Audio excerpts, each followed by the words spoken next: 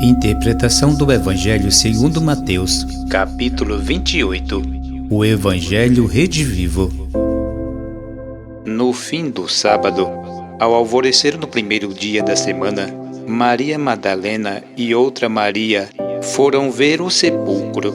Eis que tinha havido um grande terremoto, pois um anjo do Senhor descera do céu e, chegando-se ao sepulcro, removera a pedra e se sentara-se sobre ela.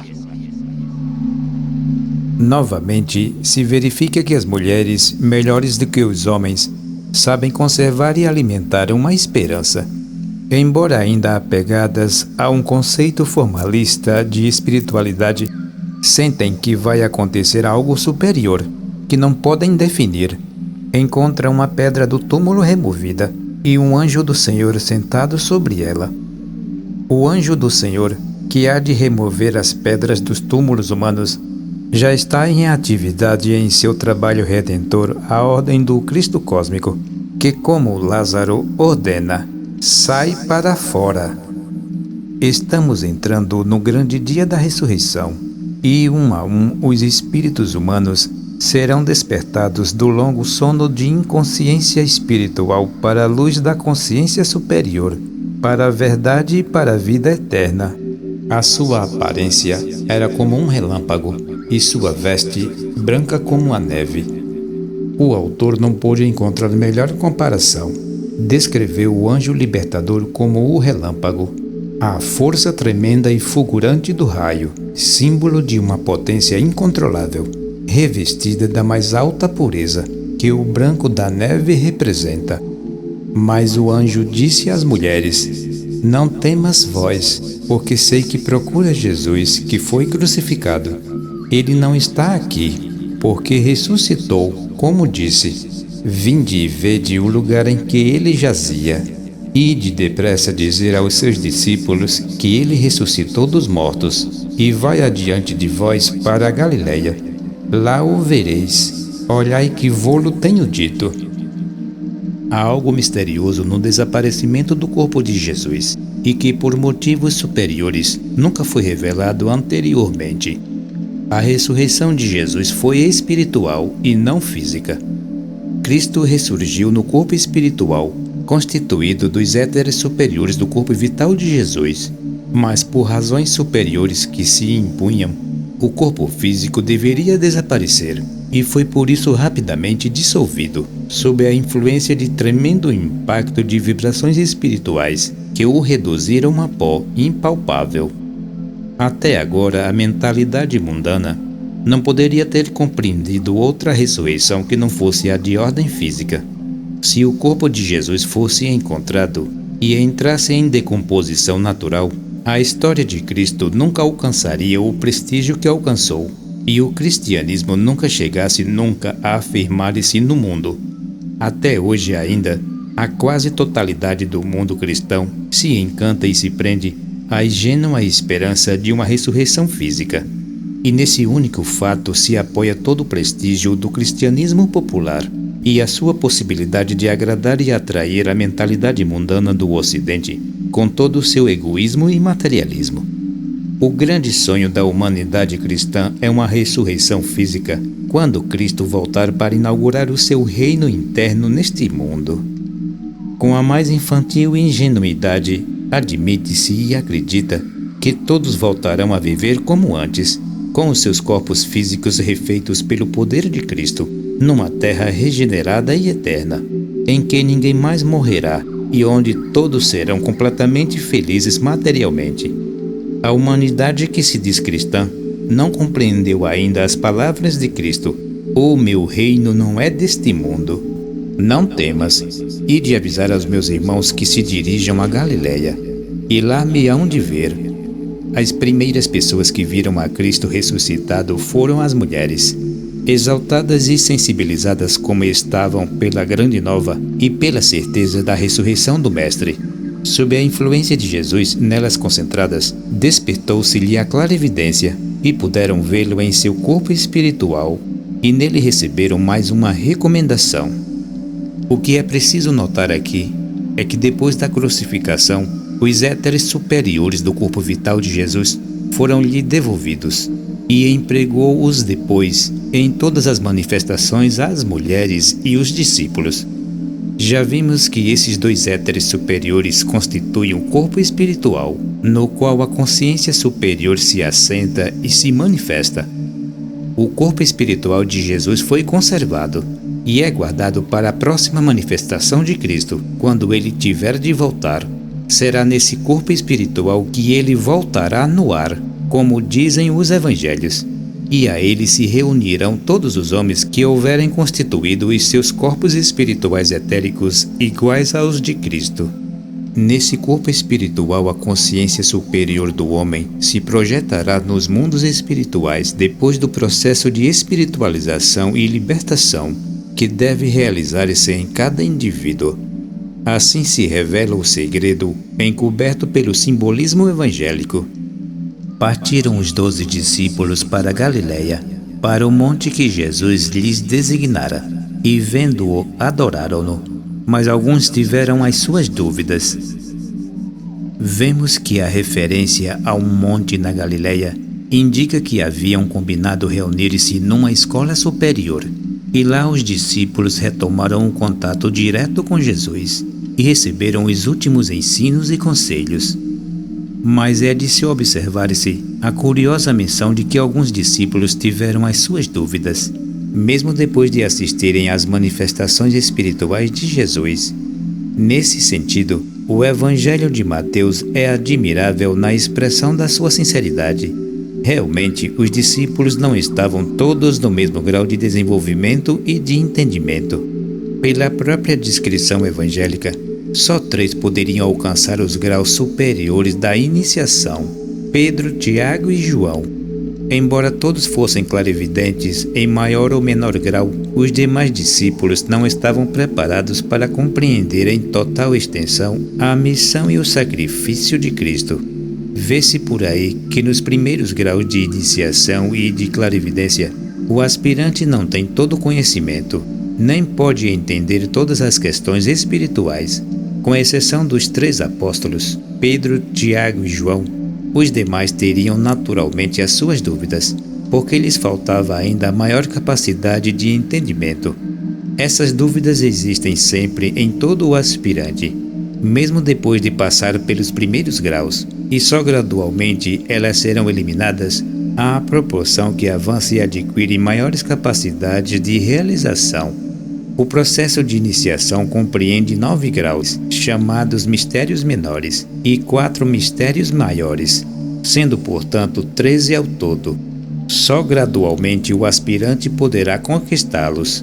A natureza não dá saltos, e o desenvolvimento espiritual também acompanha essa mesma lei. Todo processo iniciático exige muito tempo para se completar, embora os graus menores possam ser conquistados numa só vida. Jesus, aproximando-se, disse-lhes: Foi-me dado todo o poder no céu e na terra. Desde a crucificação, o Espírito do Cristo solar assumiu a direção e a responsabilidade da evolução espiritual da humanidade e do mundo. Tornou-se o supremo guia e regente espiritual da Terra. Compreendamos que o nosso mundo e a humanidade têm um governador espiritual que acompanha e zela atentamente pelo seu destino, observando todos os acontecimentos para tomar as medidas necessárias à boa marcha da evolução. Individual e coletivamente, a humanidade é conservada, guiada e dirigida espiritualmente, passo a passo, por esse governo superior dirigido por Cristo, no encaminho do seu plano de salvação, em que tudo foi sabiamente previsto e calculado. Nada foi, nem poderia ter sido esquecido. O destino da humanidade está completamente nas mãos de Cristo, e à sua direção foram entregues todos os poderes espirituais e terrestres. Isso quer dizer que o único governo verdadeiro da humanidade e do mundo pertence a Cristo, e nada escapa de sua sábia e poderosa direção. Pouco importa que o mundo e a humanidade não possam e não queiram ainda acreditar e admitir isso. O plano de Cristo continuará a desenvolver-se com a mais absoluta segurança e chegará por fim a plena realização, para nossa eterna felicidade. Convém lembrar aqui que o Espírito de Cristo não está só neste gigantesco trabalho de regeneração e salvação. Ele conta com todas as inteligências espirituais e com todas as forças da natureza terrestre, além de um grupo crescente de homens evoluídos e iniciados, os nossos irmãos maiores. Ide, pois, e fazei discípulos de todas as nações, batizando-os em nome do Pai, do Filho e do Espírito Santo, instruindo-os a observar todas as coisas que vos tenho mandado. Todo legítimo cristão e todo aspirante à vida superior tem uma missão a cumprir. Deve tornar-se um colaborador e auxiliar espontâneo de Cristo, um instrumento consciente do seu plano no mundo.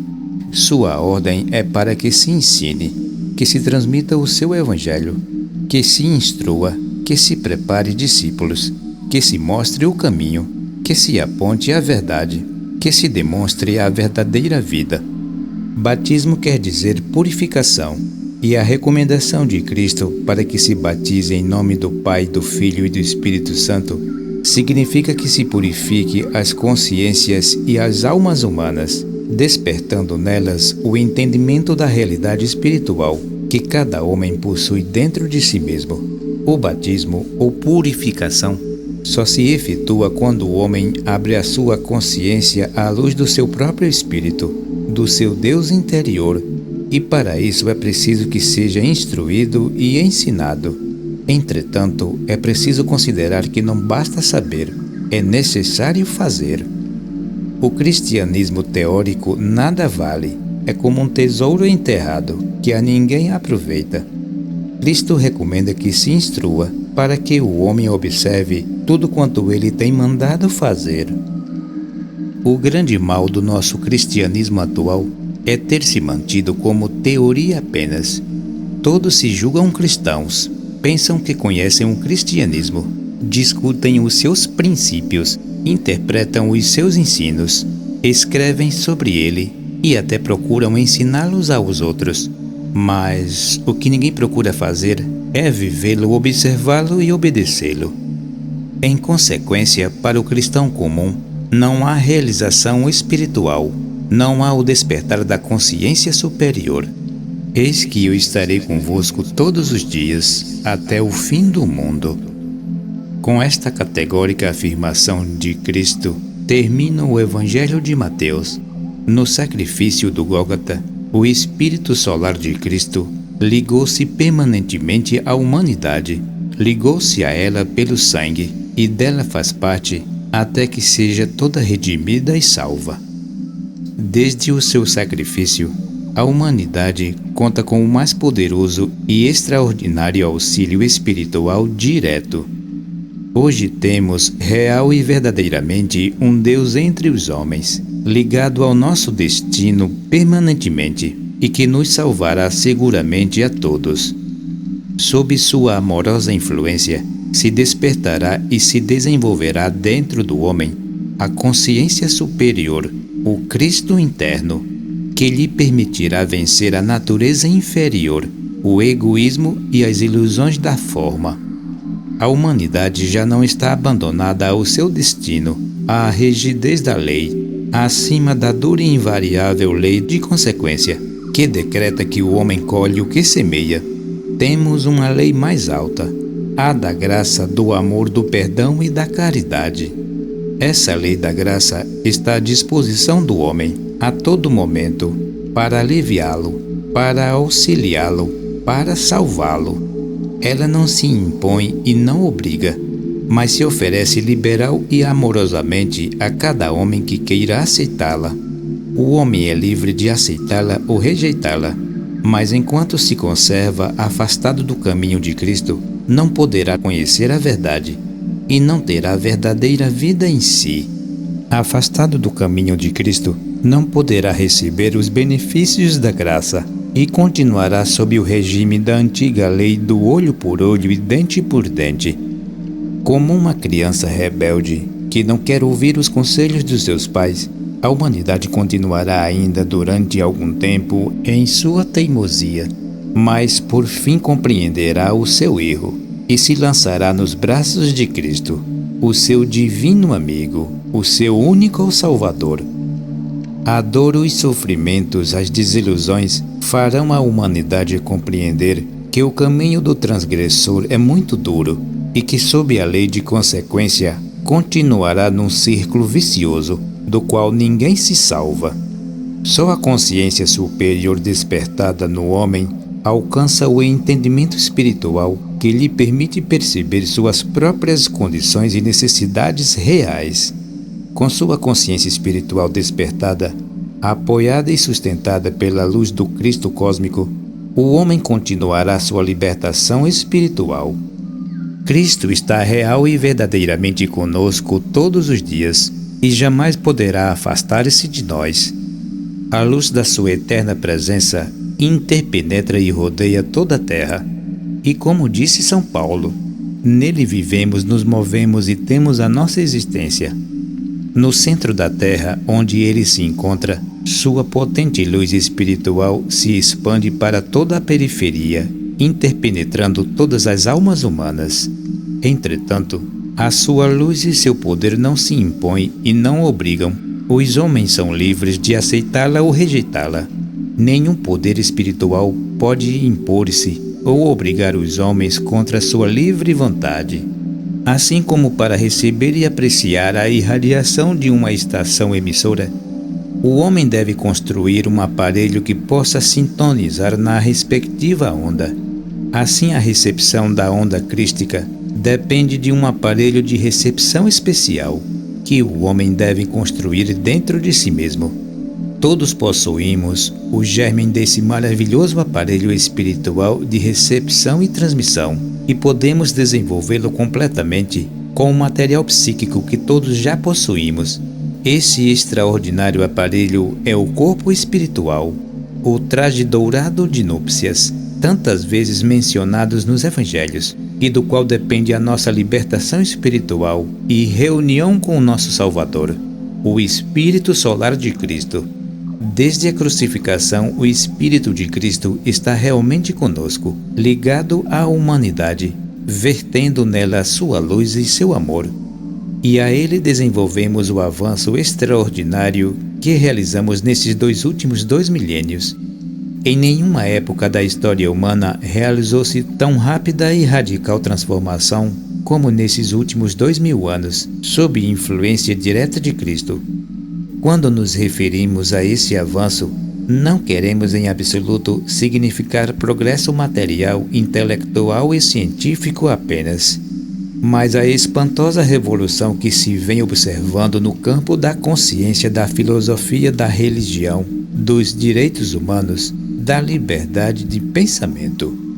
Há quase 2000 anos que vivemos em plena revolução social, que vai se acelerando progressivamente sob o impulso poderoso e irresistível do Espírito de Cristo, não obstante toda a oposição brutal e manifesta do egoísmo mundano e do materialismo interesseiro que governa a mentalidade terrestre. O espírito de amor, de fraternidade e de altruísmo vai conquistando os corações humanos, e não vem de longe o dia em que a humanidade inteira compreenderá que deve unificar completamente os seus esforços e cooperar conscientemente na realização do plano de libertação do nosso Salvador.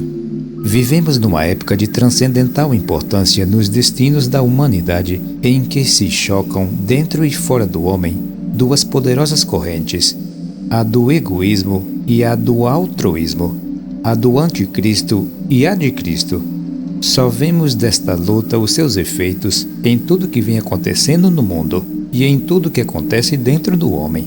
E de uma coisa podemos ter absoluta certeza, é que a corrente do amor e do altruísmo tem a vitória assegurada.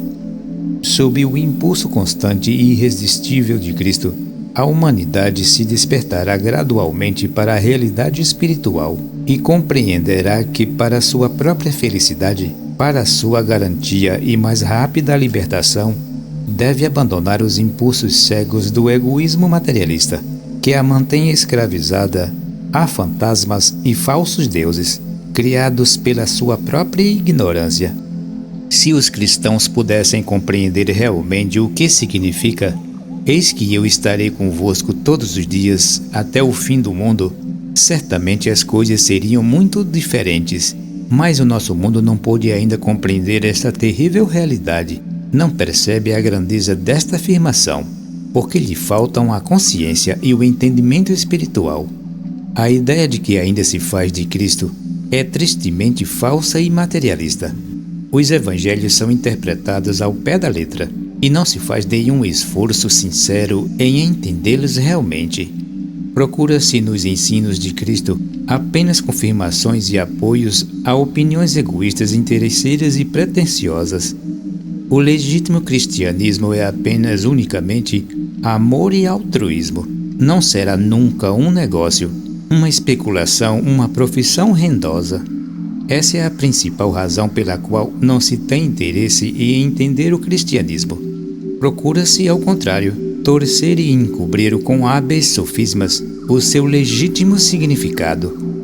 As correntes pseudo-religiosas não têm feito outra coisa do que tornar o cristianismo inelegível e incompreensível para as massas, porque compreenderam há muito o perigo que representa para os seus vastos interesses materiais e o seu domínio das consciências humanas. O justo entendimento dos ensinos evangélicos por parte dos povos. Mas o trabalho de evangelização e iluminação das consciências humanas continua triunfante e caminha a largos passos. Não obstante as dificuldades e obstáculos que procuram criar essas poderosas correntes pseudo-religiosas que ainda dominam a mentalidade do homem comum. Chegamos ao fim do nosso trabalho e queremos, antes de encerrá-lo, prestar ao leitor um esclarecimento que julgamos necessário, para que não reste talvez a possibilidade de ser ele mal interpretado e falsamente compreendido por algum estudante não prevenido, habituado a raciocínios rápidos e superficiais.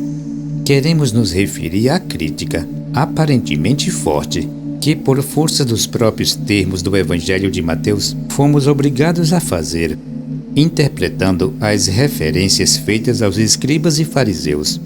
Devemos esclarecer que com essa interpretação não tencionamos atingir nenhuma organização religiosa ou poder político em particular.